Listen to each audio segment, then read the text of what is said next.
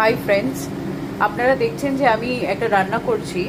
আমাদের কুইন কুকওয়্যারের যে ওক বলে যে বাসনটা রয়েছে সেই বাসনে আমি রান্না করছি। দেখে হয়তো একটু অবাক লাগবে যে কুইনে তো আমরা তেল ছাড়া রান্না করি, তো এত তেল দিয়ে আমি কি করে রান্না করছি। তো এটা বেসিক্যালি আমি একটা ডিপ ফ্রাই করছি, বিকজ আমার ডিপ ফ্রাই করে পকোড়া খাওয়ার ভীষণ ইচ্ছে হলো, and sometimes it's okay to have it also.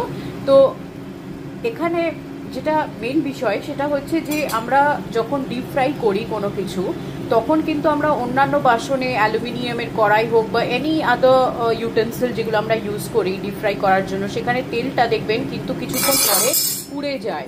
And পুড়ে যাওয়ার জন্য কিন্তু তেলের টেক্সচারটা একটু অন্যরকম হয়ে যায়, একটু লালচে হয়ে যায়।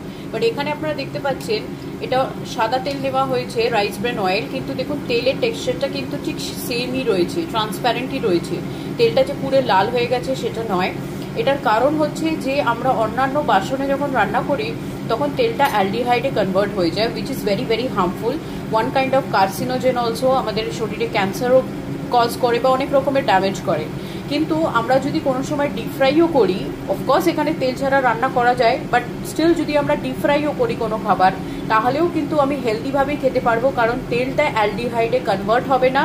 অ্যান্ড অ্যালডিহাইডে কনভার্ট না হওয়ার জন্য সেই যে পোড়া তেল আমরা ব্যাপারটা বলি যে পোড়া তেলে খাওয়া is not good and everything, সেই ব্যাপারটা কিন্তু কুইন কুকওয়্যারে আসে না। সেই কারণে ডিপ ফ্রাই করলেও কিন্তু আমরা তেলটাকে হেলদি ফর্মে কনজিউম করতে পারবো, অ্যালডিহাইডে কনভার্ট হবে না অন্যান্য বাসনের মতো।